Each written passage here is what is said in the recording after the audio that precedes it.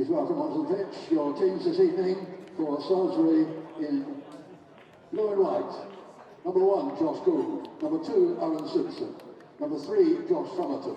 Number 4, Tom Leggett. Number 5 and captain, Sidro Jambati. Number 7, Charlie Gunson. Number 8, Aaron McCready. Number 9, Dan Fitchett. Number 11, Noah Coppin. Number 14, Josh Hedges. Number 17, Ryan Penny. And for Slough Town in Amber and Navy, number 1. There's a throw-in on this near-hand side to us from Tyrese Dice. He flicks it forward to Johnny Goddard. Goddard, he loses it to Simpson. It's eventually come to Minas here, and he's played it out wide to Ogbonna. Ogbonna looking to take off on Somerton in that left-hand area for the visitors. And Ogbonna there just breaking into the centre, and the ball has come off the hand. The Mixler chat.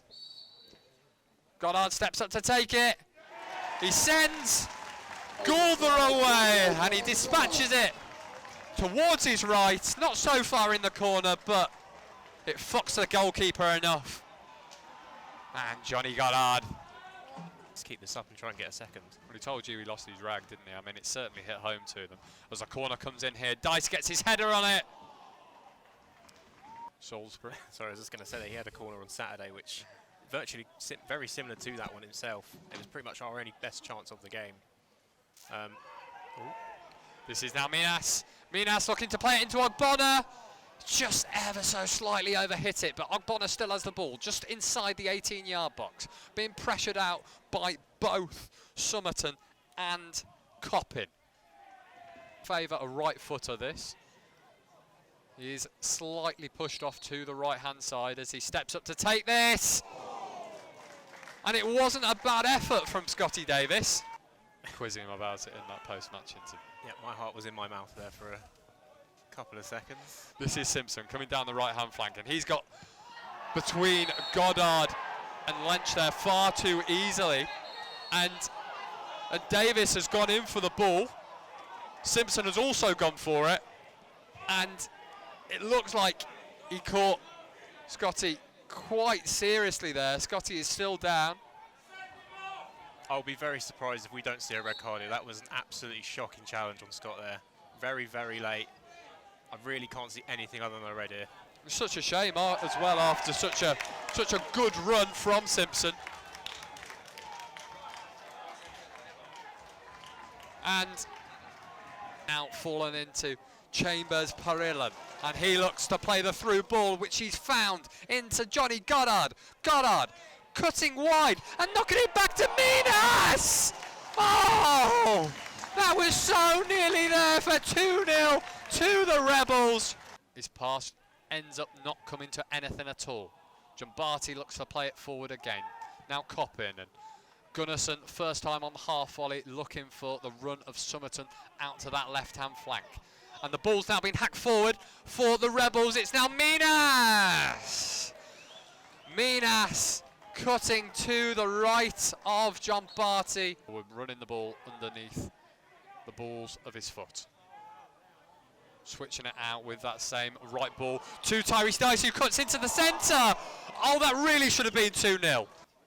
One division, all the way down from the Premier League, where, you know, it's very easy to assess from division to division who is the strongest. But when you go down to step 3 and you've suddenly got 4 divisions to deal with, you know, potentially we could be talking about a Salisbury side here that are actually, I don't know, about 70 places below potentially in some ways the Rebels. That far hand side.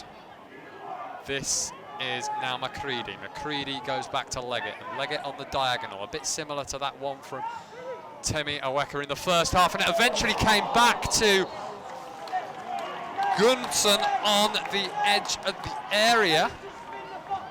And as he half volleys it, it's almost a bit like, do you remember that Van Persie goal from when he was at Arsenal away at Charlton back in the day? And it was almost like a bit of a Di Canio scissor kick type thing.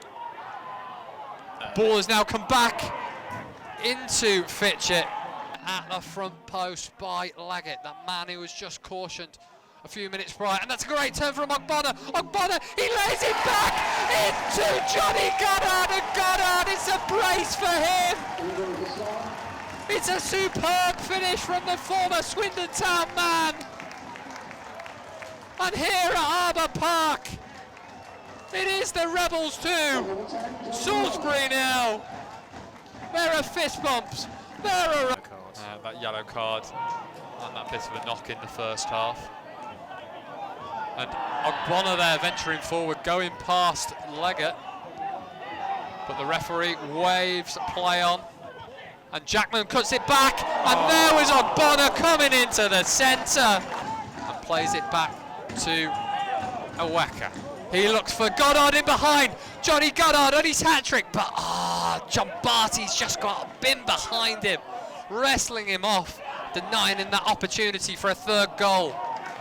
The ball off Tom Leggett, but Salisbury do bring the ball away from harm's way. The Rebels win it back, however, and this is now Jackman. The ball's eventually come into the box here, and it's come back to Jackman. It is Chambers Parilla, and he's now played it out to Prosper.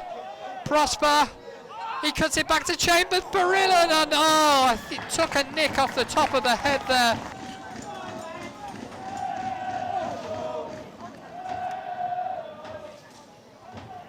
Rebels, Rebels is the shout. The ball comes in here from Matty Lynch. Oh, he smelt it, and it's been stabbed home by Temi Eweka.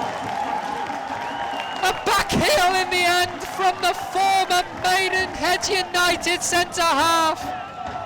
And he reels away in celebration towards the Rebel army, who greet him. Oh, what seasoning can he bring to proceedings? Weren't they? So that's kind of, I think, the level they're looking to push back up to, but they're definitely making the right steps forwards. Great attendances as well at their home grounds. This is Matty Lynch breaking into the Salisbury penalty area, and Prosper lays it into Spicer, and it's now come back to Sundiri. Shouts to hit it. Sundiri darts. Unfocused, I guess, on everything else that's going on around them as the free kick struck. Oh, that's a brilliant free kick from Charlie Gunson. About 25 yards out. I don't believe it. It's hit the inside of the post. Oh, the inside of the post. It was absolutely sensational. He doesn't do too much with it. It's now with Godard, who cuts inside. Johnny Goddard, and not his hat-trick. I see 3 goals here tonight, Connor. It's amazing when you think back to him. That game on Saturday, of course, the first game of the season that had ended in absolutely no goals for Town, for either themselves or the away side.